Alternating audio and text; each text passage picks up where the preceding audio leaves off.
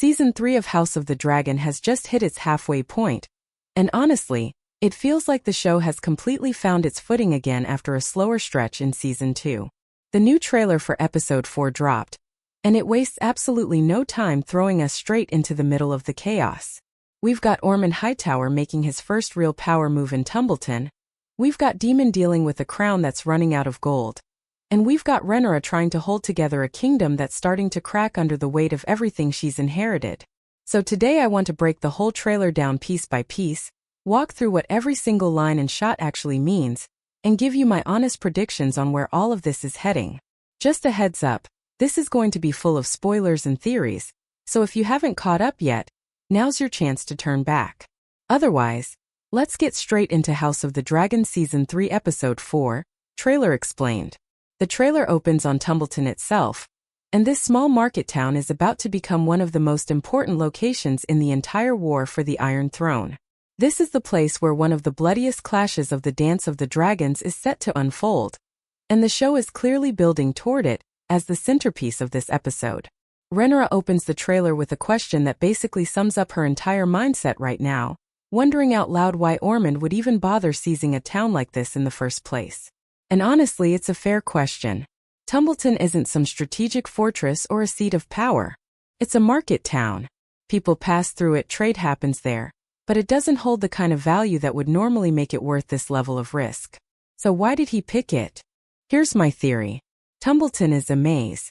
It's packed with narrow streets and tight alleyways, the kind of layout that makes it almost impossible to isolate one man without putting a huge number of innocent people directly in the crossfire. If Rhaenyra wants to reach Ormond and end this quickly, she can't just fly in on a dragon and burn the problem away. Doing that means burning through civilians first, and that's exactly the trap.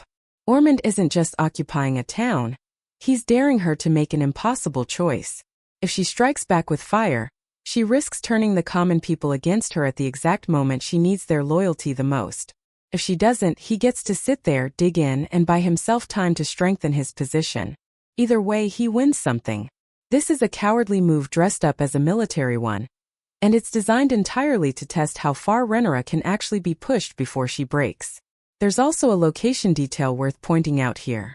Tumbleton sits roughly 180 miles southwest of King's Landing, which honestly isn't that far at all when you think about the scale of Westeros. That puts Ormond's forces uncomfortably close to the Red Keep, and it means whatever happens in this town isn't going to stay contained. The ripple effects are going to reach the capital fast, which only raises the stakes even higher for Rhaenyra as she tries to figure out her next move. The trailer then shows Ormond's men moving through the streets of Tumbleton, ordering people around and pulling them into formation.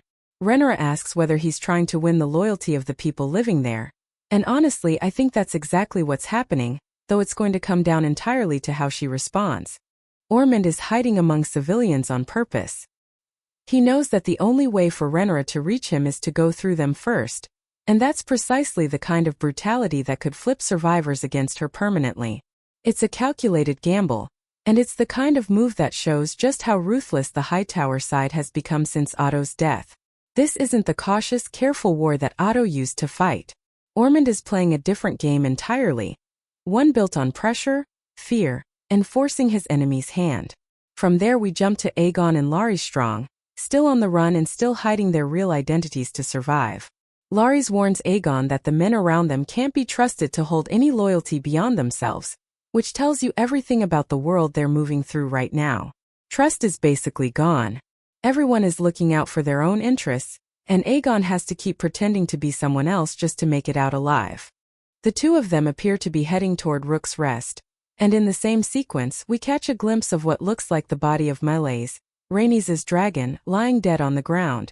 Considering Aegon and his men were present at the Battle of Rook's Rest, and considering they're edging closer to the very woods where Aegon's own dragon Sunfire was left behind, I think we're building toward a reunion.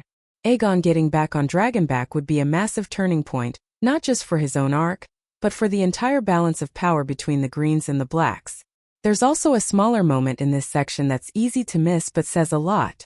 Someone confronts them and makes it painfully clear that riverfolk aren't welcome, which means the identity Aegon and Larys have built for themselves isn't as safe as they think. Even in disguise, they can't fully disappear. It's just one more obstacle standing between them and whatever destination they're actually trying to reach. And it's a reminder that this war has poisoned trust everywhere, not just at the top. Next, the trailer shifts to the Red Keep, and things are looking financially rough. Daemon lays it out bluntly, warning that the soldiers need to be paid or there's going to be serious trouble in the ranks. This is the kind of problem that doesn't show up in a dramatic battle, but it can absolutely destroy a war effort from the inside. An army that isn't getting paid is an army that stops fighting or worse starts turning on the people it's supposed to protect. Rhaenyra steps in with a solution, suggesting they name a master of coin so that when people realize how empty the treasury actually is, there's someone else to direct their anger toward instead of Rhaenyra. It's a smart, cold, calculated move, and it tells you a lot about how Rhaenyra operates. She's not thinking about optics for the sake of vanity, she's thinking about survival, and specifically Rhaenyra's survival on that throne. The person they end up naming for the job is Lord Bartimos Celtigar, and honestly, this feels like it's setting up a slow-burning crisis rather than solving one. Introducing new taxes to refill the crown's coffers is going to hit the small folk hard, and that kind of economic pressure has a nasty habit of turning into public resentment fast. Rhaenyra is already stretched thin trying to manage a war on multiple fronts, and now she's got to worry about unrest brewing among the very people she needs standing behind her. This is shaping up to be one of those slow, grinding problems that doesn't explode in one episode, but instead builds and builds until it becomes impossible to ignore. Then we cut to Harrenhal, where Criston Cole and Gwaine Hightower finally arrive after their journey, only to be met by Alice Rivers instead of the man they came looking for. They demand to know where Prince Aemond is, and there's this unsettling sound playing in the background as they speak, the kind of detail that tells you something dark is about to happen. Alice responds in this almost amused, unbothered way, and it's clear she isn't scared of the threats being thrown at her. Given what we already know happened to Daemon when he first arrived at Harrenhal, and considering how Alice seems to operate, I wouldn't be surprised if Criston and his men are about to get put through some kind of hallucinogenic ordeal themselves. That would be very on brand for her. Here's the frustrating part though. Rhaenyra has actually offered to hand over Harrenhal in exchange for Aemond, which is the exact thing Alice has wanted this entire time. But Alice has no idea that offer even exists. She's sitting on the answer to her own goal without realizing it, which means she's probably going to end up making a decision that costs her the very thing she's always wanted. My guess is she sides with Aemond instead, protecting him rather than trading him away, and loses her shot at Harrenhal in the process. But that doesn't mean she walks away empty-handed on the entertainment front.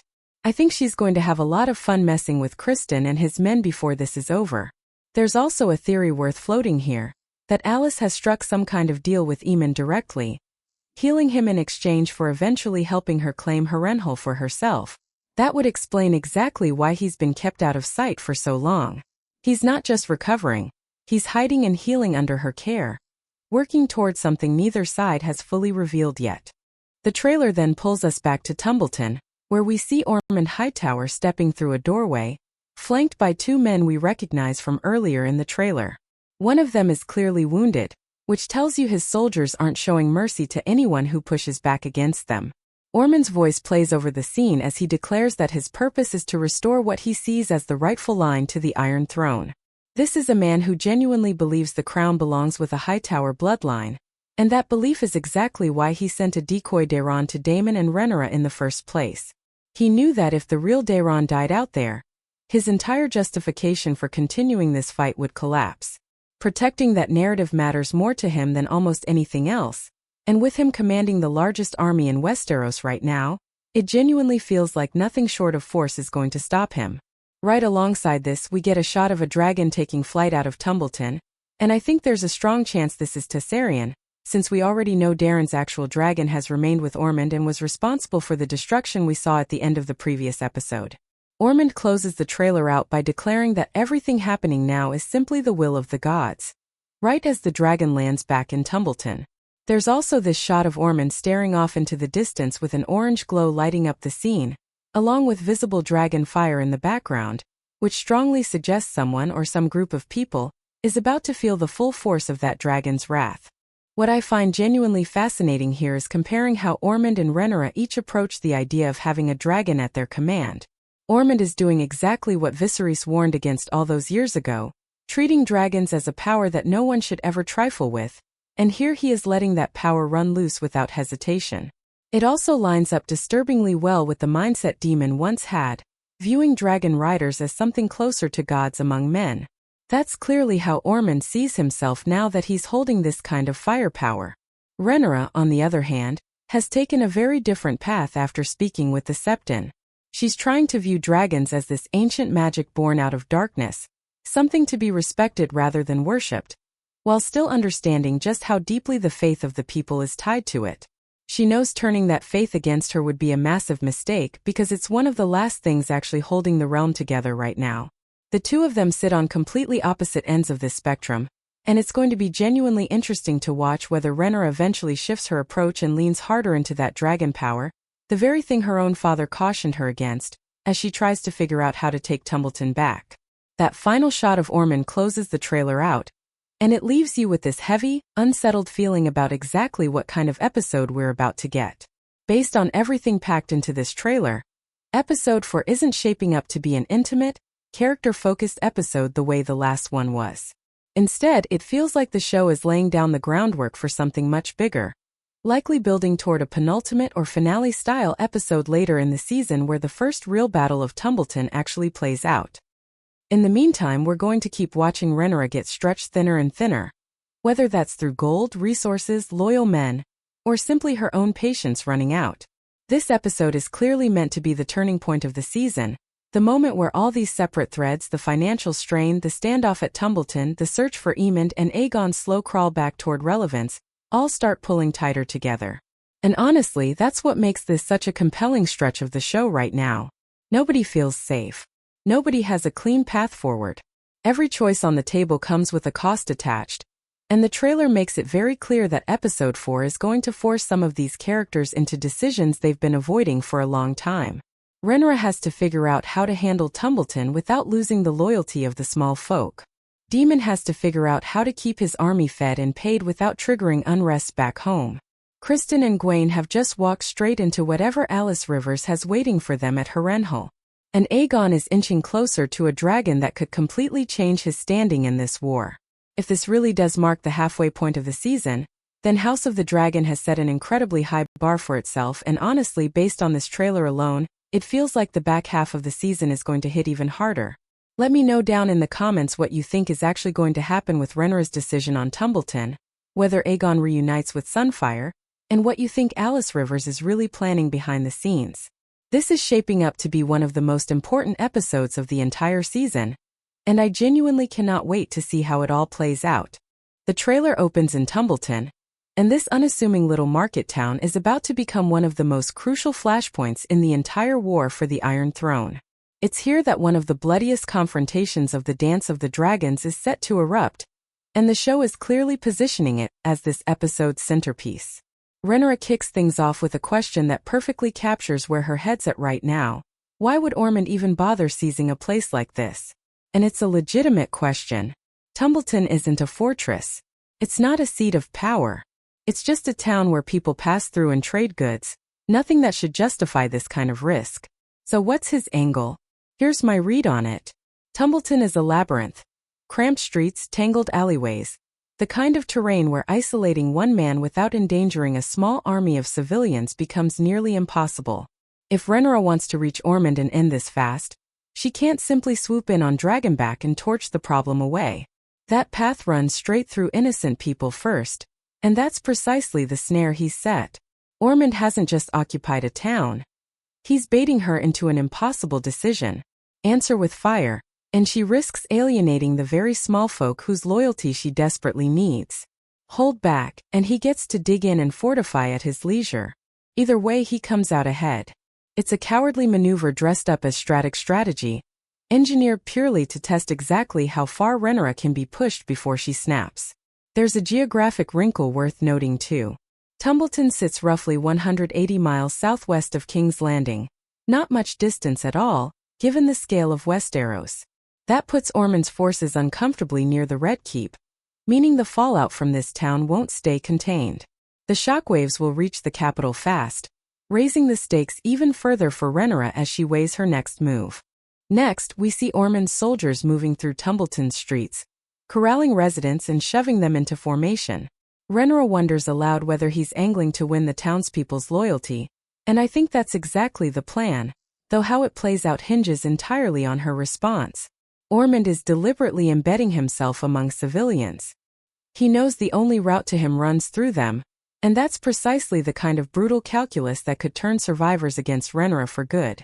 It's a ruthless gamble, and it says a lot about how much colder the Hightower faction has become since Otto's death. This isn't the measured, calculated warfare Otto used to wage. Ormond is playing an entirely different game, one built on pressure, fear, and forcing his enemy's hand. From here we cut to Aegon and Larys Strong, still fugitives, still concealing their true identities to survive. Larys cautions Aegon that the men traveling with them can't be trusted to hold loyalty to anyone but themselves. A line that tells you everything about the world they're navigating now. Trust has all but evaporated. Everyone's guarding their own interests, and Aegon has no choice but to keep up the charade just to stay alive. The two appear to be making their way toward Rook's Rest, and in that same sequence we catch a glimpse of what looks like Meleys, Rhaenys' dragon, lying dead on the ground. Given that Aegon and his men were present at the Battle of Rook's Rest, and given that they're drifting closer to the very woods where his own dragon Sunfire was left behind, I suspect we're building toward a reunion. Aegon reclaiming his dragon would be a seismic shift, not just for his personal arc, but for the entire balance of power between Greens and Blacks.